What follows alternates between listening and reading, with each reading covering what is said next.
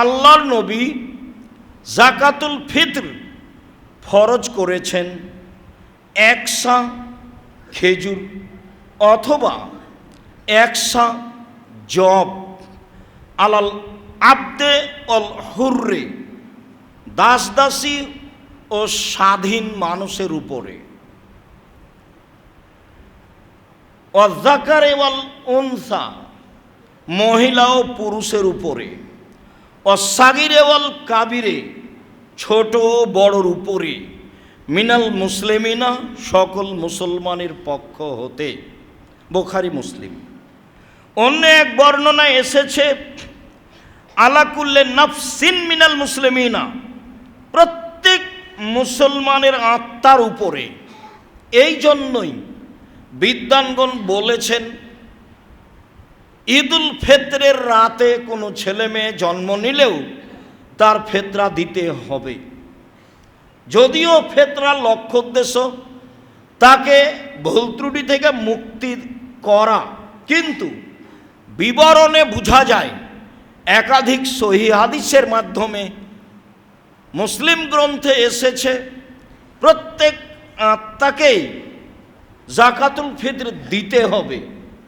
মহিলা পুরুষ, ধনী গরিব, দাস দাসী, স্বাধীন পুরুষ নারী, মানুষ ফকির ভিক্ষুক, ফকির মিসকিন, ধনী গরিব, পুরুষ নারী, সবাকেই জাকাতুল ফিতরা দিতে হবে, দিতে বাধ্য।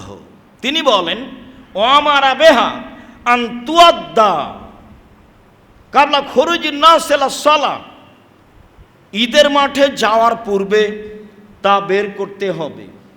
ঈদের মাঠে যাওয়ার পূর্বে তা বের করতে হবে। 15 দিন আগে বের করার কোনো প্রশ্নই আসে না। 27শে রমজানে, 25শে রমজানে ফিতরা বের করার কোনো প্রশ্নই আসে না। অবশ্যই সুন্নাত যা আগে থেকে করে আসছিলেন ঈদের দিন সকালে। নিতান্তই সাহাবী থেকে প্রমাণিত হয় যে একদিন বা 2 দিন আগে 29 বা 30শে রমজান করা যায়। এটাই সুন্নাত যে ঈদের মাঠে যাওয়ার পূর্বেই তা বের করতে হবে। আব্দুল্লাহ ইবনে আব্বাস রাদিয়াল্লাহু তাআলা আনহু বলেন রাসূল সাল্লাল্লাহু আলাইহি সাল্লাম ফারাজা যাকাতাল ফিতরে, যাকাতুল ফিতর ফরজ করেছেন। যাকাতুল ফিতর তিনি ফরজ করেছেন সকল মুসলিম নারী পুরুষের উপরে। তো মাতাল্লি অতহরাতান লিসায় মিনাল লাগবে ও রাফাসে অত মাতাল্লিল মাসাকিন, অবশ্যই তা মুসলিম পুরুষ নারীকে তার অহেতুক কথা ও মন্দ কাজকর্ম থেকে পবিত্র করার লক্ষ্যে।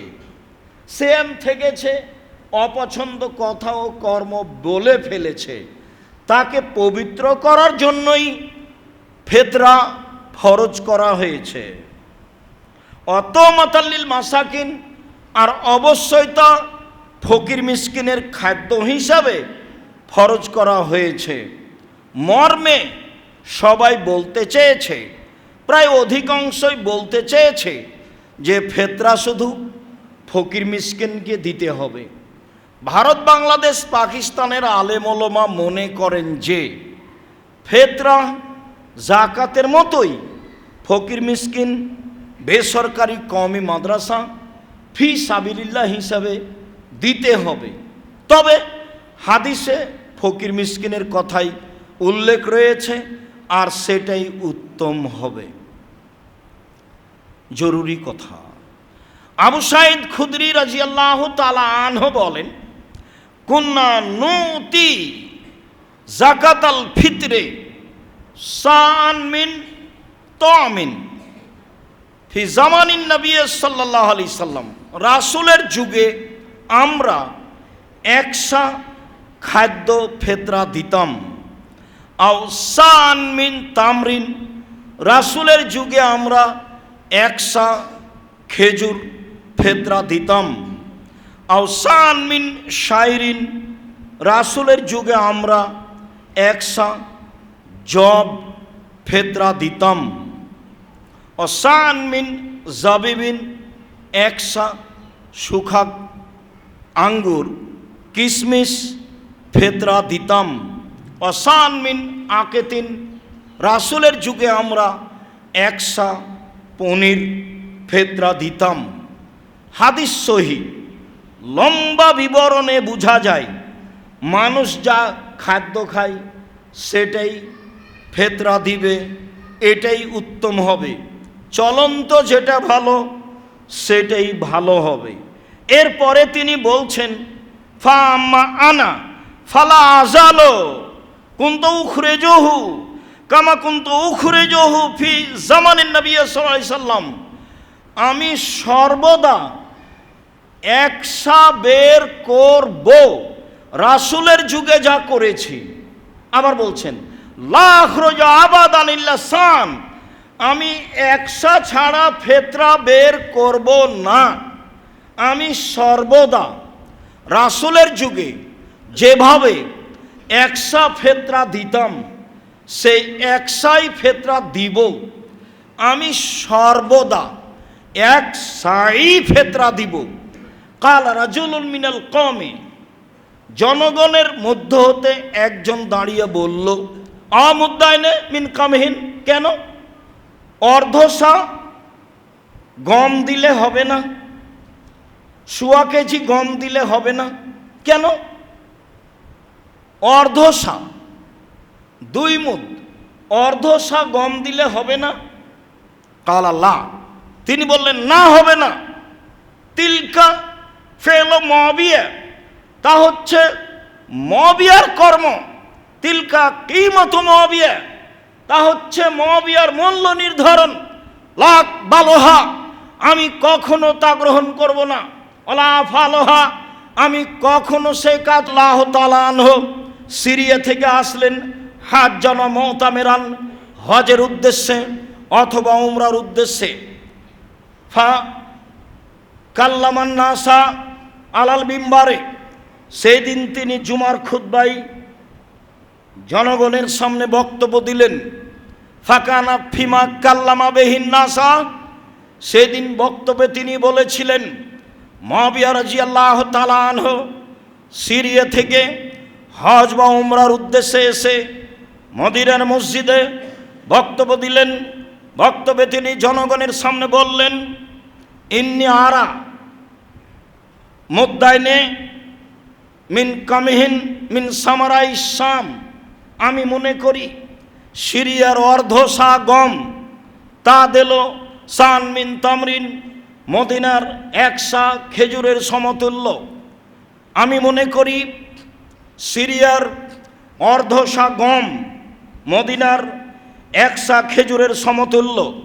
আমি মনে করি সিরিয়ার গম মদিনার একসা খেজুরের সমতুল্য।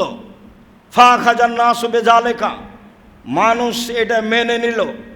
ঠিক আছে, তাহলে আমরা গম দিলে অর্ধসা দিব। তাই কিছু মানুষ সেই যুগ থেকে আমল করতে লাগলো। তখন আবু সাঈদ খুদরি রাদিয়াল্লাহু তাআলা আনহু বললেন কুনতু আখরুজুহু কামা কুনতু আখরুজুহু ফি জামানি নবী সাল্লাল্লাহু আলাইহি সাল্লাম, আমি রাসূলের যুগে যা করতাম তাই করব। লা আযালু, আমি অবশ্যই সর্বদা একসাই ফেতরা বের করব, তার চেয়ে কম নয়। আমি মুআবিয়ার মূল্য হিসাব করব না। সম্মানিত দিনী ভাই বোন, মূল্য হিসাব করে মানুষ সায়ের পরিবর্তে শস্যের পরিবর্তে টাকা দিচ্ছে। হাদিসে বোঝা যাচ্ছে রাসূল সাল্লাল্লাহু আলাইহি সাল্লামের যুগে শস্য ফেতরা দেওয়া হতো 1 সা 2.5 কেজি শস্য দেওয়া হতো, খাদ্য দেওয়া হতো। অনেক খাদ্যের নাম উল্লেখ হয়েছে, তাতে স্পষ্ট শস্য খাদ্যই প্রমাণ হয়। ধান দেওয়া যায় তবে তা উত্তম হবে না। গম চাউল সবচেয়ে উত্তম হবে, অন্য খাদ্যও দিতে পারেন। মক্কা মদিনা হেজাজের সার পরিমাণ হলো 2.5 কেজি, 1 সা সমান 2.5 কেজি।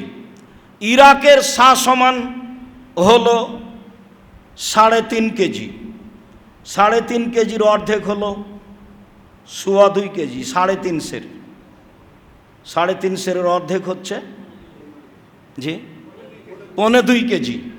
2.25 কেজির মূল্য হিসাব করে যা হয়, ভারত বাংলাদেশ পাকিস্তানের শতকরা 95 জন মানুষ সেই হিসাবে ফেতরা দিয়ে থাকে, যা আপনারা দেখতে পান। একে তো মুআবিয়া রাদিয়াল্লাহু তাআলা আনহুর হিসাব, আরেকবার ইরাকের হিসাব।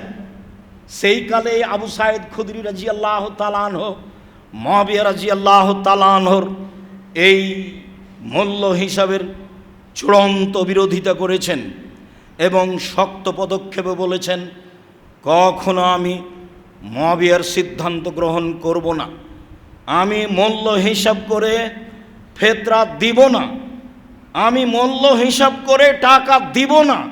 মর্মে আমরা বলে আসছি বলছি, কিয়ামত পর্যন্ত মূল্য হিসাবে ফেতরা আদায় করলে ফেতরা আদায় হবে না, শস্যই ফেতরা দিতে হবে, এ কথাই ঠিক। সারা দুনিয়ার মানুষ যদি মূল্য হিসাবে 3.5 কেজির অর্ধেককে মূল্য হিসাব করে ফেতরা দেয়, সারা দুনিয়ার মানুষই রাসূল সাল্লাল্লাহু আলাইহি সাল্লামের সুন্নাতকে উপেক্ষা করে চলবে।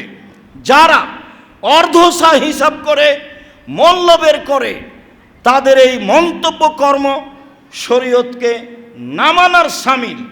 রাসূল সাল্লাল্লাহু আলাইহি সাল্লাম এ কাজ করেননি। সাহাবী আবু সাঈদ খুদরি রাদিয়াল্লাহু তাআলা আনহু বিশিষ্ট সাহাবী এই চিন্তা মতবাদের তীব্র বিরোধিতা করেছেন। সেখানে আমরা ইরাকের সা ধরি কি করে, সেখানে আমরা অর্ধসা হিসাব করে মূল্য ধরি কি করে? আপনাদের জন্য ভালো হবে কখনো মূল্য হিসাব না করা। রাসূলের সুন্নাতের প্রতি আমল করো তো। ঈদের মাঠে যাওয়ার পূর্বেই ফেতরা বের করবেন 2.5 কেজি, 1 সা সমান 2.5 কেজি মাথা পিছু। কারো হিসাবে 1 সা সমান 202 কেজি 400 গ্রাম হতেও পারে। কারো হিসাবে 1 সা সমান 2 কেজি 600 গ্রাম হতেও পারে।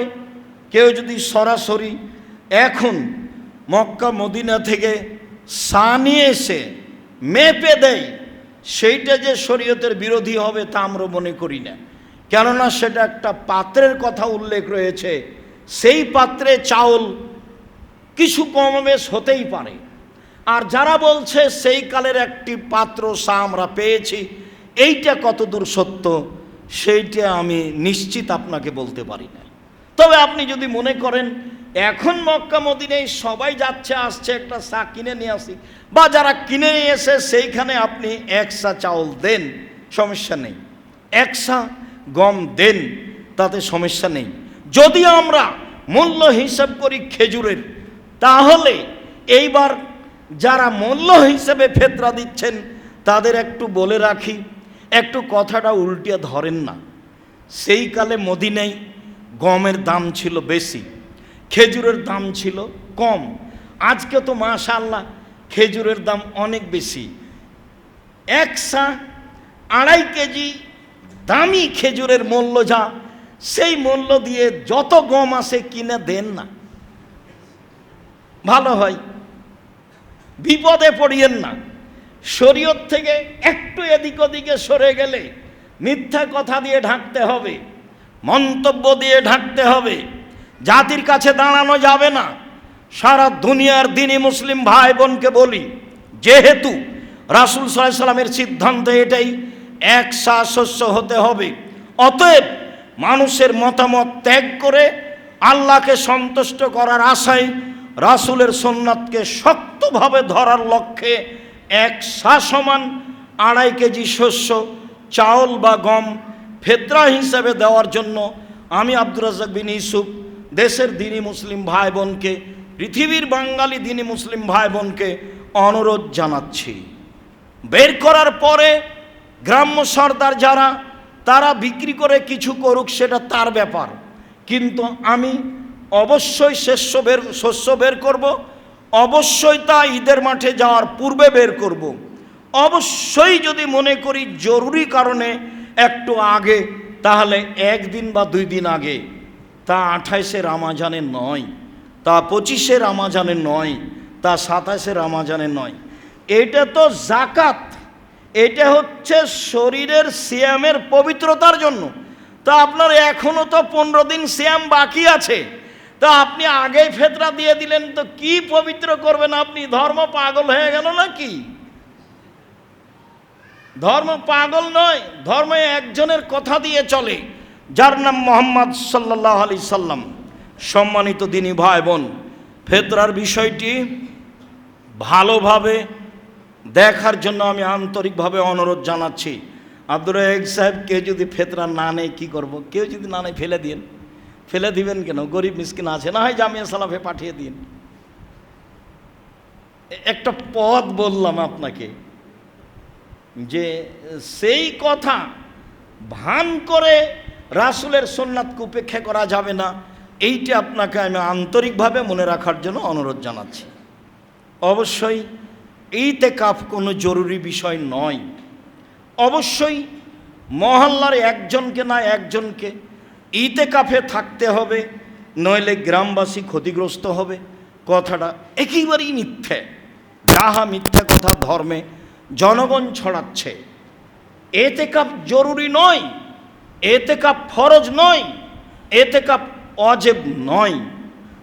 ইতিকাফ অবস্থায় জানাজায় যেতে পাবে না, ইতিকাফ অবস্থায় অসুস্থ মানুষকে দেখতে যেতে পাবে না, ইতিকাফ অবস্থায় পারিবারিক বিষয়টি ঘটাতে পাবে না, ইতিকাফ অবস্থায় জরুরি প্রয়োজন পেশাব পায়খানা ছাড়া বাইরে যাওয়া যাবে না, ইতিকাফ জুমা মসজিদ ছাড়া চলে না, ইতিকাফ সিয়াম ছাড়া চলে না, ইতিকাফ 10 দিনের কমে চলে না, 5 দিন 3 দিন ইতিকাফ চলে মর্মে কথাটি শোনা গেলে ভুল হয়ে আছে। উমর রাদিয়াল্লাহু তাআলা আনহু ইতিকাফ করেছিলেন একদিন কাবা ঘরে, তা ছিল মানত। মানত পেশ করে বিধানের পরিবর্তন ঘটানো যায় না, অতএব মক্তবে ইতিকাফ চলবে না। মহিলারাও বাড়িতে ইতিকাফ করতে পারে না, জুমা মসজিদ ছাড়া ইতিকাফ হয় না। লাইলাতুল কদর ধরার জন্য প্রাণপণে জীবন বাজি রেখে চেষ্টা চালিয়ে যেতে হবে। শেষের 10 রাত ভালোভাবে ইবাদত করার চেষ্টা করতে হবে। লম্বা সময় ধরে 8 রাকাত সালাত আদায় করতে হবে। আয়েশা রাদিয়াল্লাহু তাআলা আনহা বলেন, লা তাসালান তুলেহিন্না ওয়া হুসনেহিন্না। আল্লাহর নবী 8 রাকাত তারাবি পড়লেন, জিজ্ঞাসা করো না তুমি তা ছিল কত লম্বা, তা ছিল কত সুন্দর। জিজ্ঞাসা করো না তুমি তা ছিল কত লম্বা, তা ছিল কত সুন্দর। জিজ্ঞাসা করো না তুমি তা ছিল কত লম্বা, তা ছিল কত সুন্দর। নিজের শক্তি সামর্থ্য অনুযায়ী লম্বা সময় ধরে দাঁড়িয়ে থেকে, লম্বা সময় ধরে রুকুতে থেকে, লম্বা সময় ধরে সিজদায় থেকে 4 রাকাত পড়তে হবে। তারপরে লম্বা সময় ধরে তাসবিহ তাহলিল জিকির আজকার, হাত তুলে দোয়া, কান্নাকাটি, ক্ষমা। এরপরে আবারও 4 রাকাত লম্বা সময় ধরে, তারপরে 3 রাকাত ভিতর, তার নাম হলো রাত জাগা। চাঁপাই নবাবগঞ্জে মানুষেরা এক জায়গায় হয়ে রাত হবে স্বচ্ছ, পরিষ্কার, মর্যাদাপূর্ণ, শান্তিপূর্ণ, নিঝুম। রাত হবে শীত ও গরম থেকে মুক্ত, রাত হবে শীত ও গরম থেকে মুক্ত। তিনি বলেন, কান্না ফিহা কামারান, তা রাত এত উজ্জ্বল হবে মনে হবে যেন চন্দ্র হাসছে। রাত এত উজ্জ্বল হবে, মনে হবে যেন চন্দ্র হাসছে। লা ইয়াখরুজু শায়তানুহা হাত্তা ইয়াদিয়াল ফাজর, সে রাতে সকাল পর্যন্ত শয়তান প্রকাশ হবে না। সে রাতে সকাল পর্যন্ত শয়তান প্রকাশ হবে না। অন্য এক বর্ণনায় এসেছে আমারাতোহা, সে রাতের পরিচয়। তাতলো শামস, সে রাতে সূর্য উঠবে। সাবিহাতায় ইয়াউমেহা বাইদা, সে রাত হবে খুব পরিষ্কার ঝকঝকে। আর লা শোয়া, সে রাতের সূর্যের কিরণ তেমন ক্ষমতাধর হবে না। সূর্যের কিরণ দুর্বল ও লাল বর্ণের হবে। আবু সাঈদ খুদরি রাদিয়াল্লাহু তাআলা আনহু বলেন, রাসূল সাল্লাল্লাহু আলাইহি সাল্লাম বলেছেন, ইন্নী উরিতু লাইলাতুল কদরে, ইন্নী উরিতু লাইলাতুল কদরে, আমাকে লাইলাতুল কদর দেখানো হয়েছে। আগের বর্ণনায় তিনি বললেন আমি দেখেছি, আর এখানে বলছেন আমাকে দেখানো হয়েছে। তাতে তিনি বলছেন ওয়াইন্নাহা ওয়া নুসিতুহা, আমি ভুলে গেছি, আমাকে ভুলিয়ে দেওয়া হয়েছে। ওয়াইন্নাহা ফিল আসরিল আওয়াখিরে ফি বিতরিন, তবে অবশ্যই তা রমজানের শেষ দশকে বিজোড় রাতে হবে। তবে অবশ্যই তা রমজানের শেষ দশকে বিজোড় রাতে হবে। তিনি আরও বলেন, ওয়াইন্নি রাআইতু কান্নি আসজুদ ফি তিনি নওমাইন, আর সেরাতে আমি যেন নিজেকে দেখছি যে আমি কাদা পানির ওপরে সিজদা করছি। মুহাম্মদ সাল্লাল্লাহু আলাইহি ওয়াসাল্লাম বলছেন, সেরাতে আমি আমাকে দেখছি আমি যেন কাদা পানির ওপরে সিজদা করছি। বর্ণনাকারী আবু সাঈদ খুদরি রাদিয়াল্লাহু তাআলা আনহু বলেন, ওয়াকানা সাকফুল বাইতে জারিদান নাখলে, সেই দিন মসজিদে নববীর ছাদ ছিল খেজুর গাছের ডাল।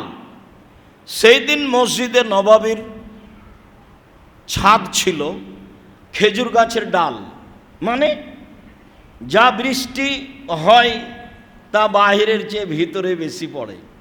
মানে ঘটনা আসমানিদের দেখতে যদি চাও, মানে বৃষ্টি হলে গড়ে ঘরের ভিতরেই পড়ে। তো সেই দিন মসজিদে নববীর ছাদ ছিল খেজুর গাছের ডাল। মান আরা ফিস সামায়ে শায়া, সেদিন আমরা আকাশে কোনো মেঘ দেখিনি, রাত ছিল স্বচ্ছ। ফাজাত কাজাতুন, হঠাৎ একটা মেঘ আসলো। ফামুতিরনা, বেশ ভালোই বৃষ্টি হলো। হঠাৎ একটা মেঘ আসলো, খুব স্বচ্ছ ছিল রাত। একটা মেঘ আসলো, ভালোই বৃষ্টি হলো। ফাসাল্লা বিনা রাসূলুল্লাহ সাল্লাল্লাহু আলাইহি ওয়াসাল্লাম, সেই দিন আল্লাহর নবী আমাদেরকে নিয়ে সালাত আদায় করলেন। ফারাইতু আসার আল মাই ওয়া তিন আলা ওয়াজহিহি, আমি সেদিন রাসূলের কপালে কাদামাটির চিহ্ন দেখেছি। আমি সেদিন রাসূল সাল্লাল্লাহু আলাইহি ওয়াসাল্লামের কপালে কাদামাটির চিহ্ন দেখেছি। ফি সুবহে ইহদা ওয়া ইশরিন, তা ছিল 21 রাতের সকালে, তা ছিল 21শে রমজানের সকালে, তা ছিল 21শে রমজানের সকালে। আজকে আমরা রাতপাস রাদিয়াল্লাহু তাআলা আনহু বলেন, রাসূল সাল্লাল্লাহু আলাইহি সাল্লাম বলেছেন লাইলাতুল কদর সম্পর্কে, লাইলাতুন সামহাতুন লাইলাতুন সামহাতুন বালজা লা বারিদাতুন ওয়ালা হাররা। লাইলাতুল কাদর এমন একটি রাত যা হয় স্বচ্ছ, পরিষ্কার, মর্যাদাপূর্ণ, শান্তিপূর্ণ, নিঝুম। লাইলাতুল কাদর তা হয় স্বচ্ছ, পরিষ্কার, শান্তিপূর্ণ, নিঝুম। রাতটি শীত ও গরম থেকে মুক্ত হয়। রাতটি শীত ও গরম থেকে মুক্ত হয়। সে রাত শেষ হলে সূর্যের কিরণ দুর্বল ও লাল বর্ণের হয়। সে রাত শেষ হলে সূর্যের কিরণ দুর্বল ও লাল বর্ণের হয়। সে রাতে সূর্য সকাল করে, তখন তার কিরণ থাকে দুর্বল ও লাল বর্ণের। এ কথা মুহাম্মদ সাল্লাল্লাহু আলাইহি সাল্লাম পরিচয়ে বলেন। জাবের রাদিয়াল্লাহু তাআলা আনহু বলেন, রাসূল সাল্লাল্লাহু আলাইহি ওয়াসাল্লাম বলেন, ইন্নী রাআইতু লাইলাতুল কাদরে, আমি মুহাম্মদ সাল্লাল্লাহু আলাইহি সাল্লাম নিজে লাইলাতুল কাদর দেখেছি। ওয়া ইন্নী উনসিতুহা, তবে আমাকে ভুলিয়ে দেওয়া হয়েছে সে রাত কোন রাত।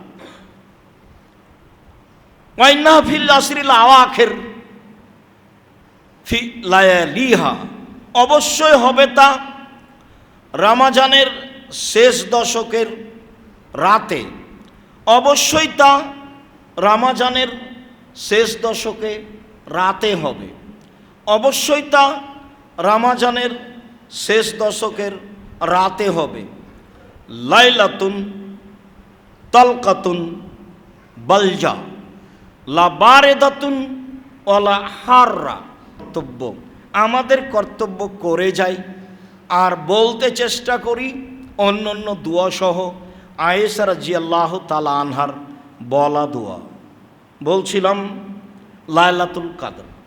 লাইলাতুল কাদর একটি গুরুত্বপূর্ণ রাত, যার চিহ্ন রাসূল সাল্লাল্লাহু আলাইহি ওয়াসাল্লাম বলেছেন, যার প্রস্তুতি নিতে রাসূল সাল্লাল্লাহু আলাইহি ওয়াসাল্লাম বলেছেন, নিজেও প্রস্তুতি নিয়েছেন।